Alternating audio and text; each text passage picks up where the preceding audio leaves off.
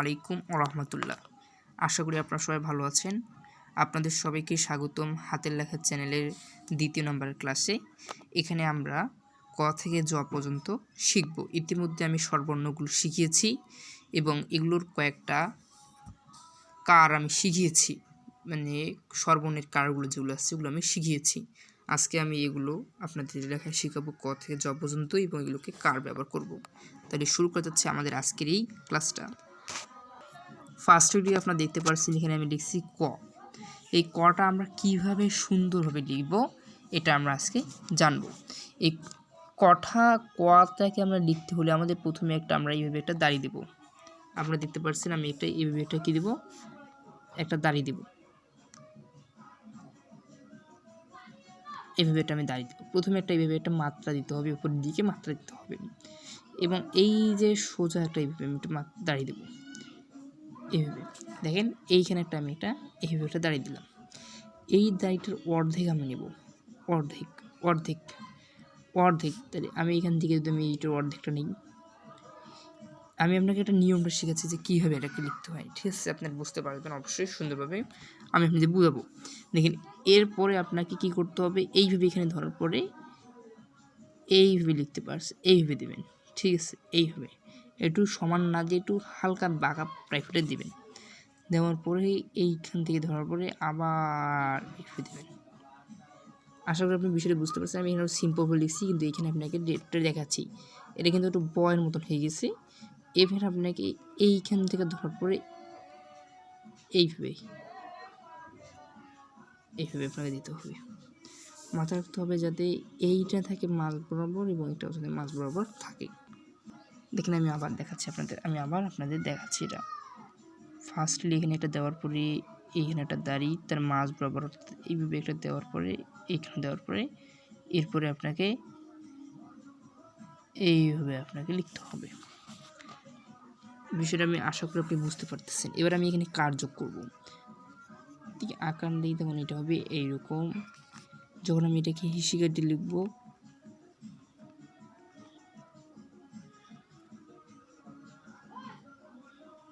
তখন এইভাবে,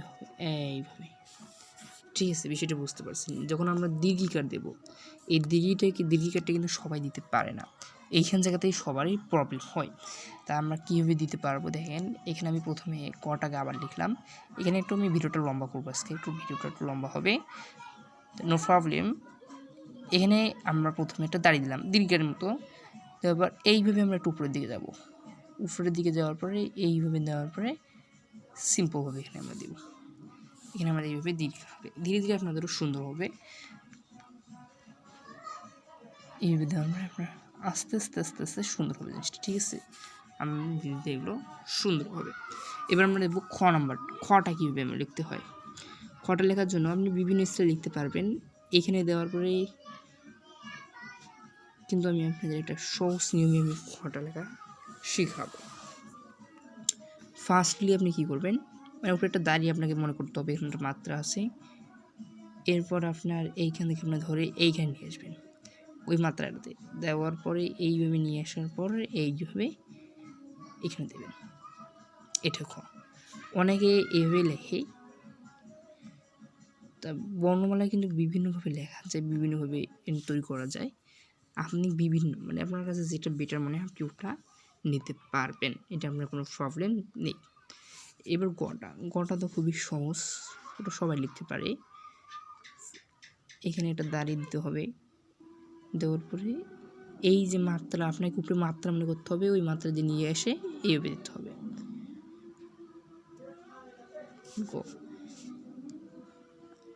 আবার দেখেন,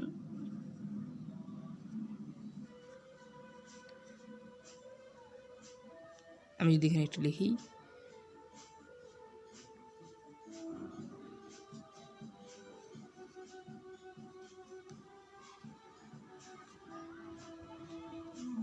গীতা, এভাবে আপনাকে লিখতে হবে। এবার ঘ নাম্বারটা, ঘটা আপনাকে লিখতে হবে এইভাবে। প্রথমে এখানে দেওয়ার পর এখানে টান দিয়ে এইভাবে আপনাকে লিখতে হবে, ঠিক আছে? এইভাবে এখানে দেওয়ার পরে এইখানে নেওয়ার পরে এইভাবে প্রথমে বর্ণমালাগুলো এইভাবে একটু প্র্যাকটিস করবেন বড়ভাবে, আর দাড়িওয়ালা খাতা ব্যবহার করবেন, অবশ্যই দাড়িওয়ালা খাতা ব্যবহার করবেন। ঘাটি এবং উটা আপনার কীভাবে লিখবে, উটা লেখার জন্য এখানে একটা দেওয়ার পরে এইভাবে একটা প্রথমে একটা নেবেন, আমি আস্তে আস্তে দেখাচ্ছি। এইভাবে একটু নেওয়ার পরে এইখান থেকে নেওয়ার পরে এইভাবে একটু নেবেন, এইরকম এইভাবে নেওয়ার পরে এটা একটু সামনে দিকে নেওয়ার পর এইভাবে দিয়ে এইভাবে আস্তে করে দেবেন, উ হয়ে যাবে। এবার একটু চ এইভাবে লিখবেন, দাড়ি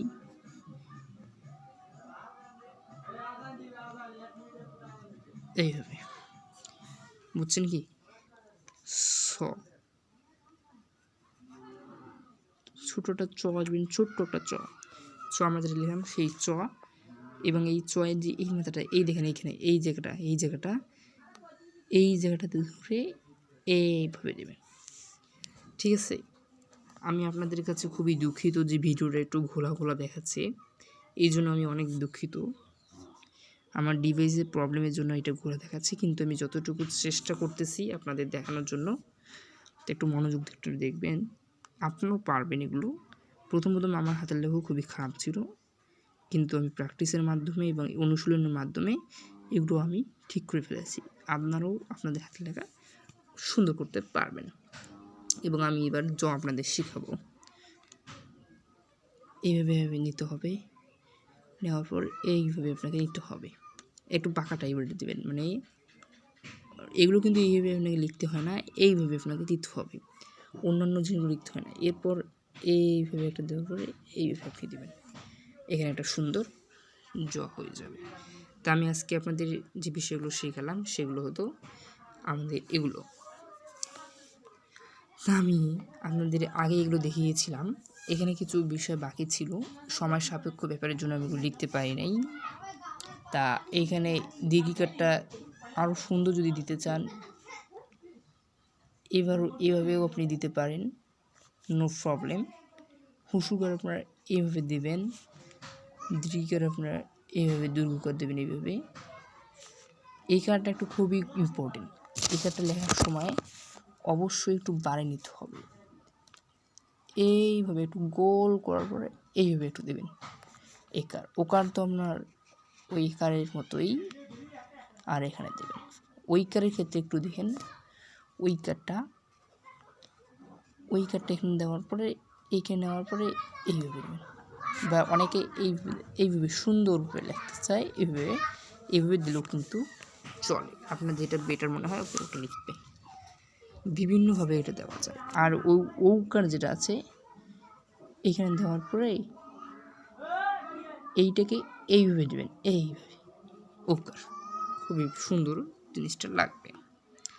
তা আশা করি আপনাদের কাছে ভিডিওটা ভালো লেগেছে, অবশ্যই আমাকে কমেন্ট করবেন ভিডিওটা সম্পর্কে, আমি আরও বেটার ভিডিও আপনাদের দেব, এবং পরবর্তী ক্লাসগুলো পেতে আমাদের চ্যানেলকে সাবস্ক্রাইব করুন। সবাইকে ধন্যবাদ।